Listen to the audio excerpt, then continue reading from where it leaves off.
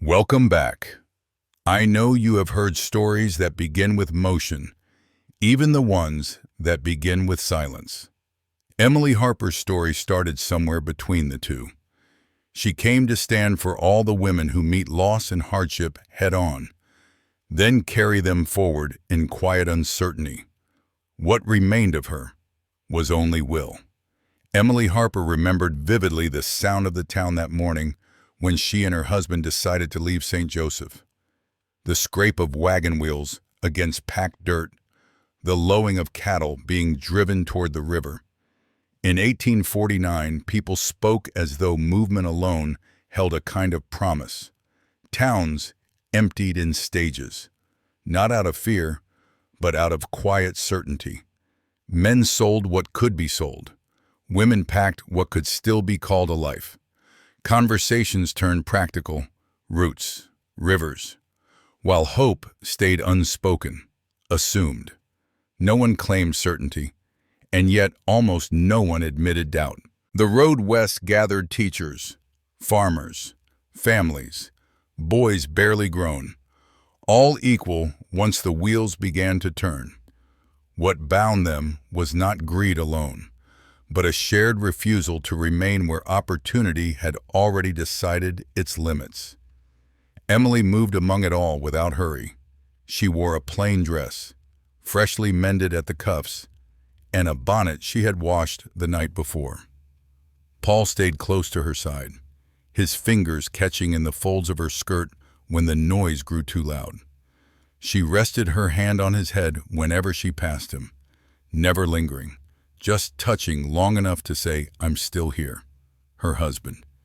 Daniel stood near the wagon, speaking with her little brother, Luke, about the load.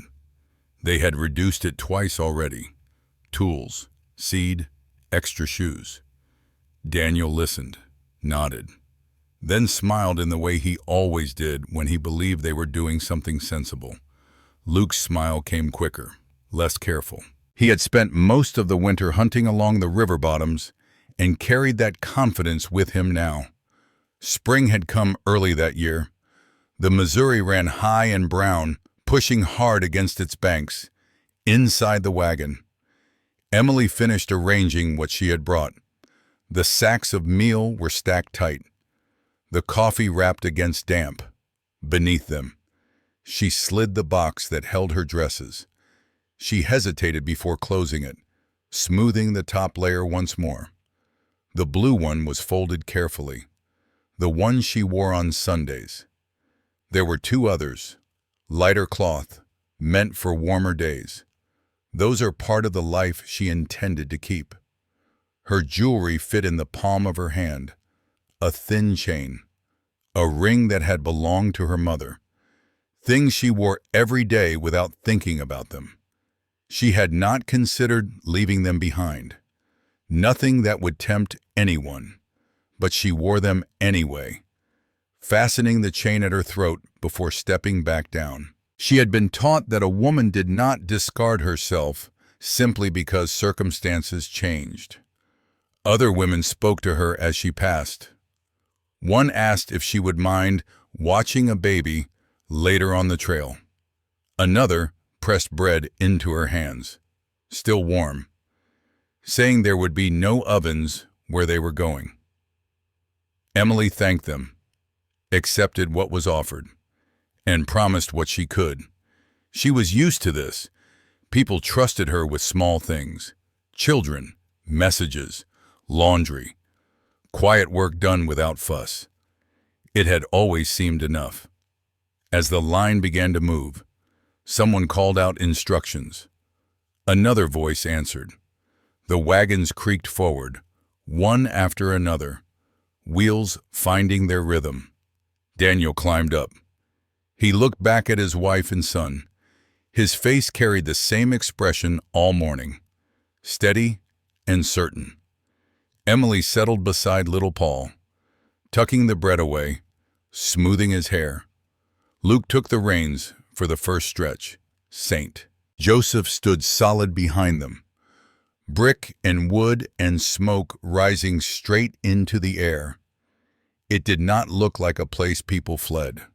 more like a place people left because they believed there was still more to be conquered. Emily looked ahead. Her hand rested on Paul's shoulder and felt the small rise and fall of his breath. Emily pictured herself wearing one of her dresses again, maybe for an occasion, or maybe when things slowed down. She would be able to do so. The road stretched forward endlessly. She let her eyes rest on it and let herself believe that desiring this future was enough to achieve it.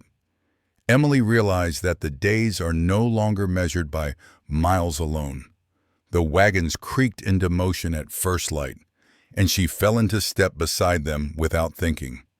She took on small tasks without being asked. She watched children while their mothers cooked. People looked for her when they needed help. Responsibility came to her as naturally as breath. Each time she stopped for a break at midday, she would take out her small teapot and place it on the fire. Rose Miller came to sit with her, lowering herself onto a crate with a sigh. "I don't know how you keep that up," Rose said, nodding toward the kettle. Emily poured the water slowly. "Paul won't drink it cold." Paul took the cup with both hands. "It tastes better this way." Rose smiled. "He's right." Luke and Daniel went off together when the land opened enough for it. They came back with meat slung between them, Luke talking as they walked, Daniel quiet. The fires burned brighter on those nights. Plates were passed. Someone called Luke a good shot. Daniel took a nod and turned back to the work of cutting and dividing. "You two are earning your keep," a man said. Luke laughed. "That's the idea." Emily sat nearby with Paul, mending a seam that had pulled loose in his sleeve. Rose leaned close. "You're lucky to have these guys around," Rose said softly. Emily kept her eyes on the thread. They've always taken care of things. Daniel and Luke had regularly gone hunting together from a young age, even before Emily met Daniel. Whatever they brought was shared without calculation, and the silence between them remained. Like brothers who no longer needed to explain themselves. On the fifth day, Paul tugged at Emily's hand. She followed his gaze to the side of the road. A low mound sat there, earth darker than the ground around it. A scrap of wood lay crooked at one end. "What is that?" Mom Paul asked. Emily slowed. The wagons did not. She felt the pull of the line and walked on, drawing him with her. "It's where someone rested." She frowned, but answered anyway. She did not linger. There was no sense stopping where nothing could be changed. By the end of the second week, she walked differently. Her steps were steadier. Her shoulders no longer tightened at dusk. Sleep came easily. At night, when fires burned low and voices faded, the sky felt wider than it had back home. The days lay neatly behind them. The road continued to open. After a month on the road, it no longer felt like a promise shared by everyone in the line. Small changes crept in first. A wagon stopped behind and did not want to continue the rest of the journey. A family stopped packing at dawn and began arguing instead. People spoke more often in pairs, their voices lowered, their eyes turning toward the horizon as if it might offer separate answers to the same question. Emily noticed, but she did not dwell on it. She stayed with Paul, kept pace, did what the day asked of her. When the captain announced that those who wished to turn south toward the river could do so, she listened without comment. Some left that morning. The rest watched until they were out of sight, then faced forward again. That evening, Daniel and Luke came back later than usual.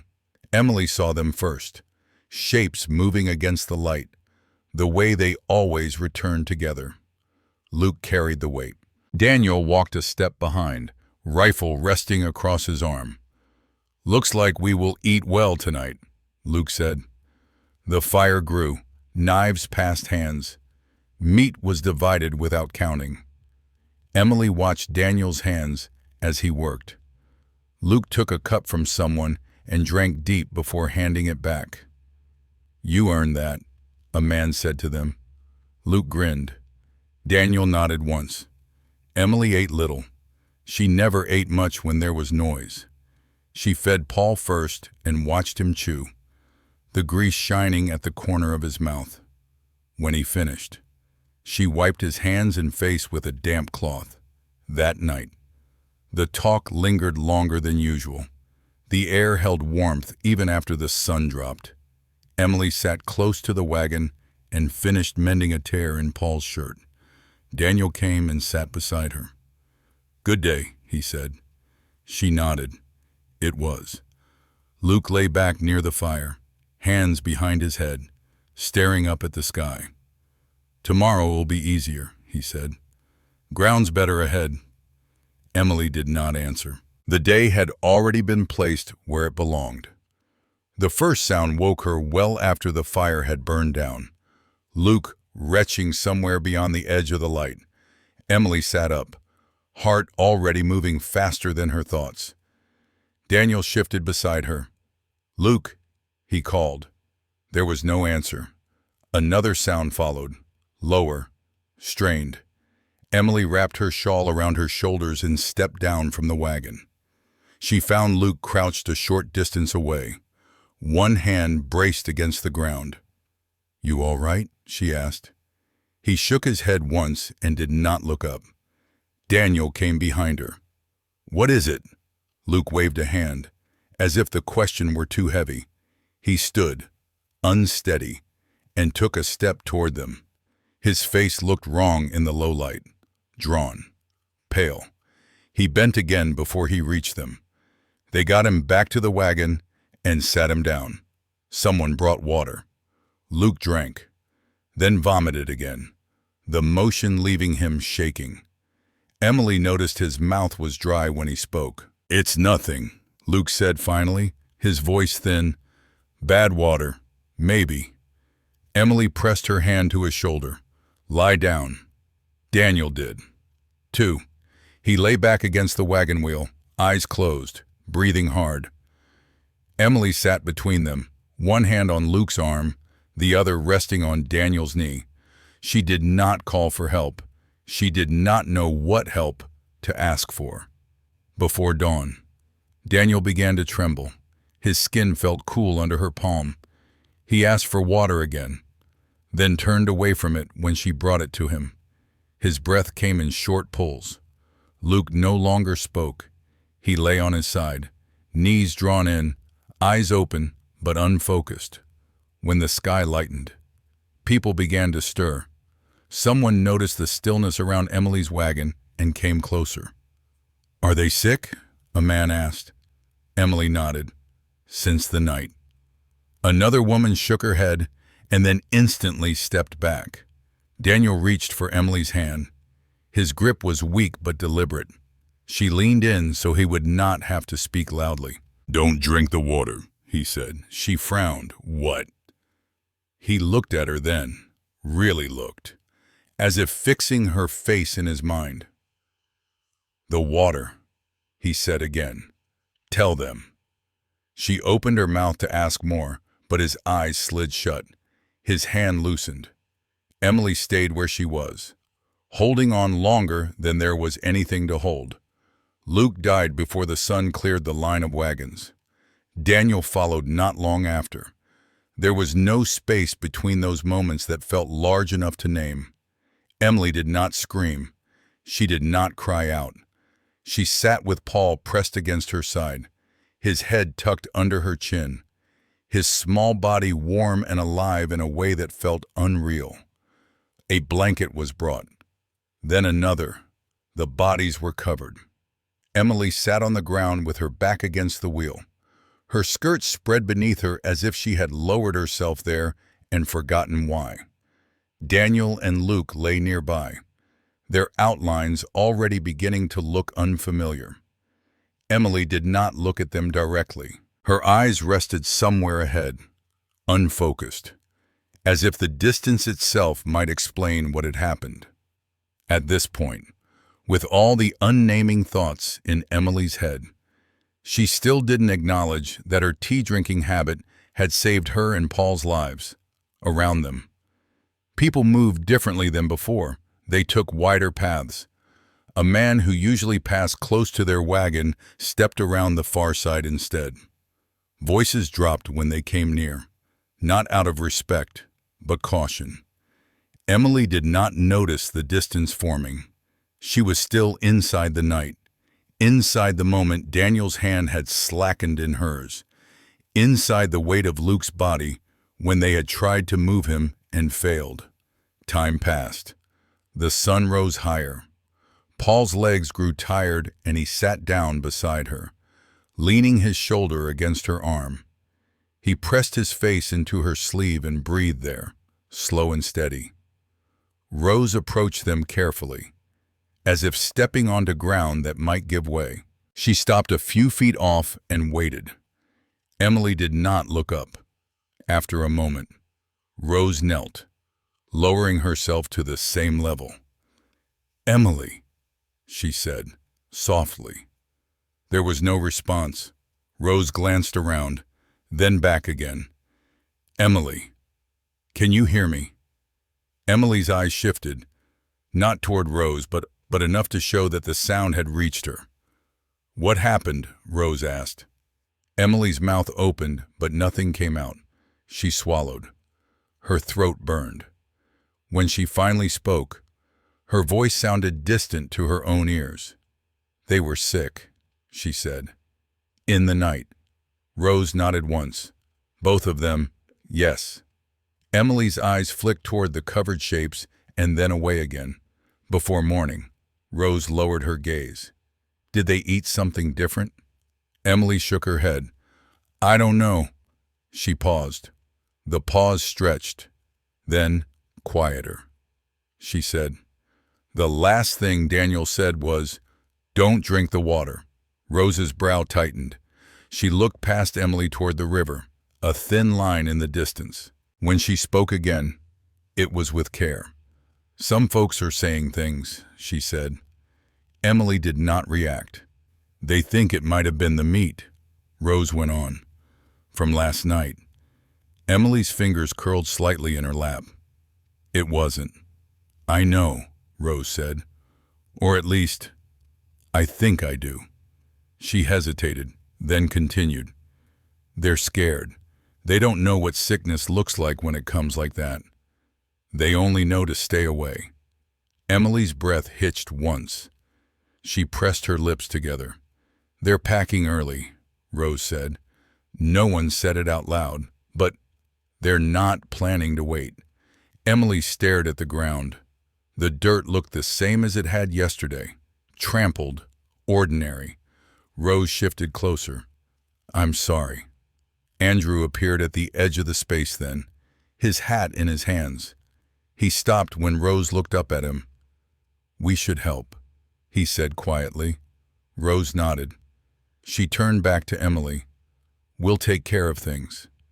Emily did not ask what things meant. They moved through the morning in fragments. Rose guided Emily to stand. Andrew handed her a shovel and showed her where to place it. The ground was hard, but not impossible. Emily pushed when she was told to push. She stopped when they stopped. Her body followed instructions, even as her mind lagged behind. No one else came. The graves were shallow and close together. Blankets were folded back just enough to do what needed to be done. Emily stood at the edge and looked down without seeing. She did not speak. Paul clutched her skirt and pressed his face into it when the dirt began to fall. Rose said something then, but Emily did not remember what. When it was over, Andrew stepped back and wiped his hands on his trousers. He looked at Rose. She nodded again. "I have to go," Rose said. Turning back to Emily, "They won't stop long." Emily met her eyes for the first time. "I understand." Rose reached out, then hesitated, then pulled Emily into a brief embrace. Emily stood stiffly, then rested her forehead against Rose's shoulder for a moment too long. Andrew took Rose's arm and drew her away. She looked back once. Emily did not. The camp finished packing. Wagons rolled forward, one by one. They passed, wheels cutting new lines into the dirt. No one spoke as they went by. Some did not look at her at all. Emily remained where she was.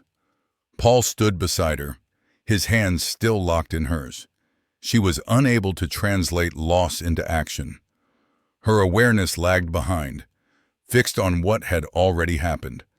When the last wagon disappeared over the rise, the sound faded with it. The space they left behind felt wider than the land itself. Paul waited, when she did not move. He tugged at her hand, gentle at first, then more firmly. "What are we going to do now?" The question landed where nothing else had. Her thinking narrowed. She no longer imagined destinations or futures. She only thought about how to keep her child alive. When a woman is forced to face a loss so vast and sudden, one that arrives too quickly, leaving wounds too deep for words, she often finds herself drifting between memory and disbelief. Perhaps it was the child, the only tangible thread still binding Emily to the present, who drew her back before grief drove her too far in search of answers. And she lost herself completely. She stood up. The movement surprised both of them. Emily felt it in her knees, the sudden return of weight and balance. She brushed the dust from her skirt without thinking and looked around. The camp was gone. No fires, no voices, just the wagon, the horse, and the road. "We're going to move." The words sounded strange, but usable. She lifted Paul into the wagon and set him down among the crates. He curled his legs beneath him and watched as she gathered the reins.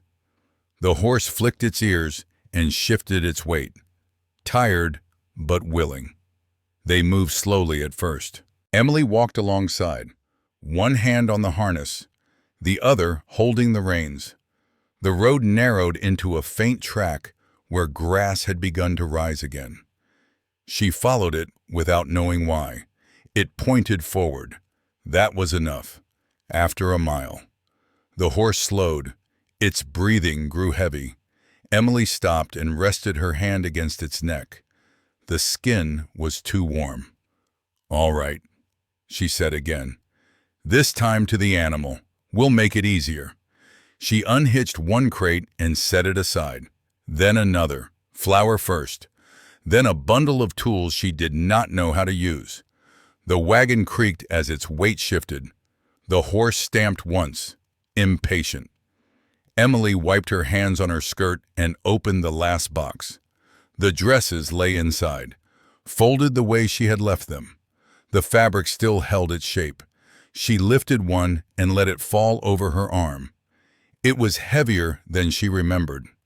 She held the dress for a moment, then set it on the ground.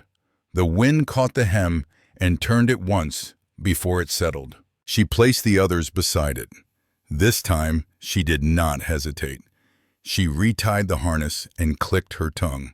The horse stepped forward, lighter now, easier in its movement. Emily walked with it, her grip firm, her steps measured. The road bent slightly, then straightened again. The sun climbed.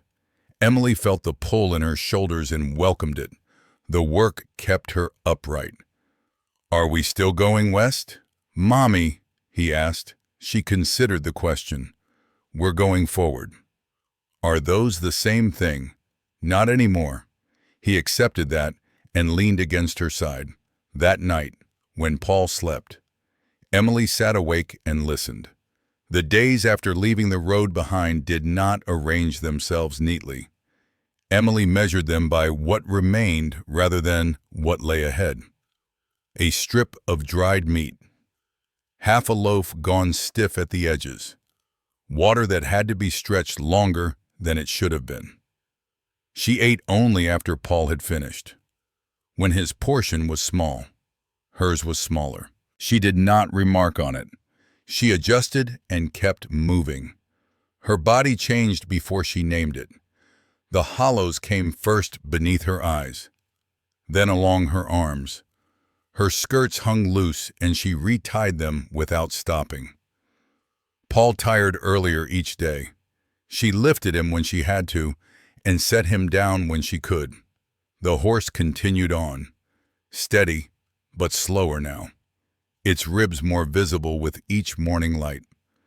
Late one afternoon, the land dipped and opened onto a small cluster of buildings, not a town, just enough to suggest people passed through and sometimes stayed.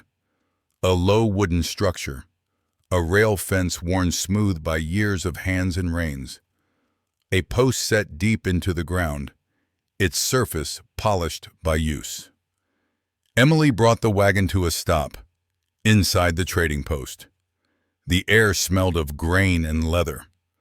A man behind the counter looked up as she entered, his eyes moving past her almost at once, as if expecting someone else to follow.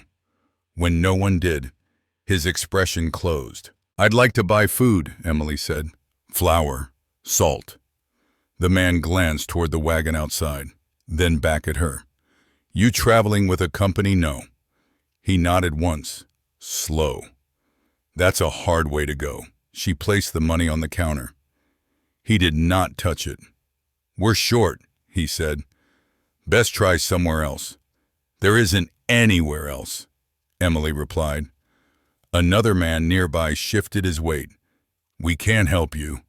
She stepped back and turned, her movements careful. The room felt tighter now. She went to another counter, then another. The answers were different in tone, but not in meaning. No one raised their voice. No one explained. Outside, she stood by the wagon for a moment, her hand resting on the wood. She went back in once more. A man near the door spoke before she reached him. "You should move on." "Why?" He looked down. "People say things." "What things?" He did not answer. That was when she noticed the Sioux man standing apart from the others, near the fence line. He was taller, his posture still. His hair was black and worn long. He held no money and seemed unconcerned by that. He spoke quietly with the trader, and goods were exchanged without tally or hesitation. Emily felt her shoulders tighten. She took a step back, then stopped. The story she had grown up with rose to the surface, unasked for. She looked away. But when she turned again, he was still there. Emily crossed the space between them. "I need food," she said. He looked at her now. His eyes moved from her face to the wagon outside and back again. He did not speak. "I have money." Black Timber shook his head. "White people's money means nothing to me." The words were flat, without edge. Her last hope, gone. Emily stood where she was. The silence around them held. "I need food, sir, for my child," she said. "I've been turned away everywhere else." He did not answer. He studied her for a moment longer. "You can trade your jewelry for food," he said. "I have more." Emily replied. His gaze followed hers to the wagon. The small pouch lay on the seat where she had left it. He understood, without being told. Emily opened the pouch and held it out. He did not take it right away. He examined what was inside with care. What she had wasn't worth much. He took them anyway. In return, he handed her a sack. Dried meat, grain, enough to matter. Emily closed her fingers around it. The weight steadied her more than the food itself. "Thank you," she said. He did not respond. He turned and walked away, his steps quiet on the dirt. Emily drove until her arms shook, then farther still, until the horse began to labor in a way she could not ignore. The light from the trading post did not follow them far. The sky dimmed quickly. Clouds gathered low and thin. draining what color remained from the ground. She chose a shallow hollow where the wind passed over rather than through. It was not a decision made only from fatigue. She set the brake, unhitched what she could, and gathered brush with stiff fingers. The fire took longer than it should have. When it caught, the flame lifted and steadied, a small circle of certainty in a wide dark. Emily sat close to it with her knees drawn in. Paul leaned against her side, his head resting briefly on her arm before slipping lower as sleep took him. She adjusted her posture so he would not slide, one hand braced behind her, the other resting near the sack of food at her feet. The horse lowered its head and breathed. The night pressed in. She did not notice the sound at first. There was nothing sharp to it, just the sense that the space beyond the fire had changed. The hair along her arms lifted. She leaned forward, listening. And then she saw the tall silhouette just beyond the reach of light. Emily rose and stepped back without thinking. She drew her body around her child and held him close. Her mouth moved before she chose the words. "Please," she said. "Please don't." The figure did not move. The fire shifted and caught the edge of a face she recognized too late. The man from the trading post stood. His hands were empty. He did not advance. "I saw the fire," Black Timber said. His voice was even. "I knew it was you." Emily's breath came fast and shallow. She did not answer. Her grip tightened until she felt her child's shoulder press back against her arm. "You shouldn't light one here," he said. "There are wild animals, and people who won't ask first." She swallowed and nodded once, though she did not know what she was agreeing to. "I didn't come to take anything," he said. "I came to tell you that." He stepped closer, just enough that the fire lit him fully. The lines of his face were plain in the glow. There was no hurry in him, no softness either. Emily felt the old lessons stir, the ones learned without question, the ones meant to keep a girl in place by giving her a picture of what lay beyond it. She stayed where she was. "I didn't know," she said. Silence followed, not heavy, not kind either. The fire popped. A coal slid and broke. Emily watched it crumble and felt the tension that had been holding her upright begin to give way. "I'm trying," she said. The words came out uneven. "At this point, I am just pretending to be strong." Her words did not mean to ask for rescue or comfort. She just admitted the fact she had been avoiding to protect her child. She had confused endurance with survival skills. "I don't know what I'm doing," she said with her voice shaken. It was a statement, flat and exposed. Her shoulders shook once. She pressed her lips together. Then again. The sound that followed surprised her.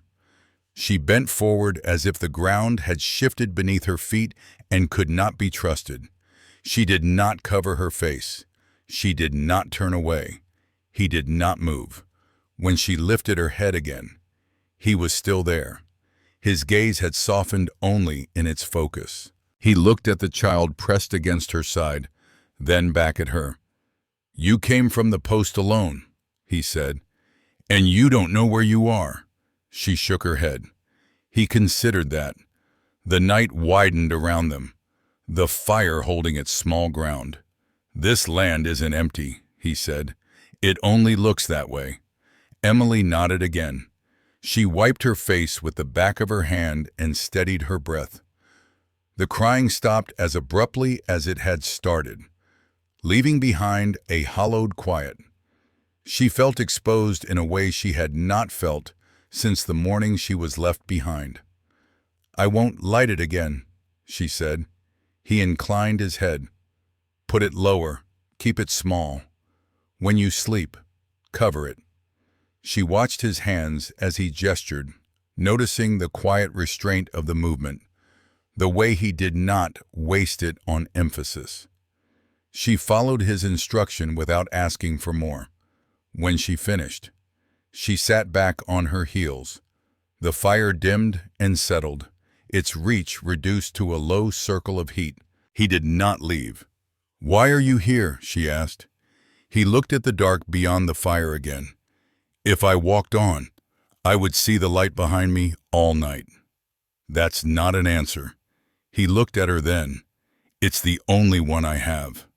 Emily drew her knees up and wrapped her arms around them. She did not ask him to stay. She did not ask him to go. She let the space hold whatever it would. After a while, he spoke again. "You can't keep the wagon. You'll have to choose what moves with you." She said nothing. Black Timber had heard the talk at the trading post. Words passed loosely there. Traded the way bad coins were. Stories of sickness, of death, of a woman left behind. He had not asked for details. He had learned long ago how quickly a fable grew when it was fed by fear. What he saw now did not match what he had heard. There was no disorder in her camp, no recklessness. Only fatigue pressed thin and managed one careful movement at a time. Still, the land weighed on him. The trail she followed cut through ground his people knew well. Ground crossed too often now by wagons that did not stop to look or ask. He had watched rivers change color after heavy use. Watched game pull back from paths worn too deep. He carried that with him. The quiet anger of it.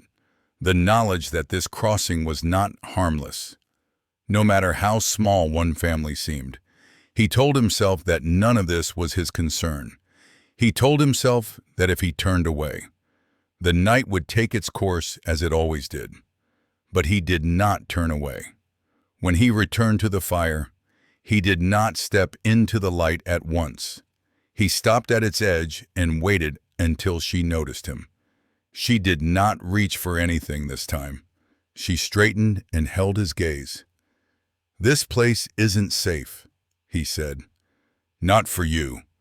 And your child." "I know," she replied. "You won't make it far alone." She did not argue. He studied her face. The fear was still there, but it had shifted. It no longer scattered her. "If you trust me," Black Timber said, "I can take you somewhere safer, not where you planned, somewhere that will hold you for a while." He paused. "But I see you don't have another way." She did not answer at once. She looked toward the dark behind her, then toward the stretch of land ahead, as if weighing distance rather than hope. When she spoke, her voice was steady. "I don't believe in help that asks for nothing," she said. He nodded. "Nor do I." She looked at him as if setting his shape into her mind for later recall. "Let us go with you."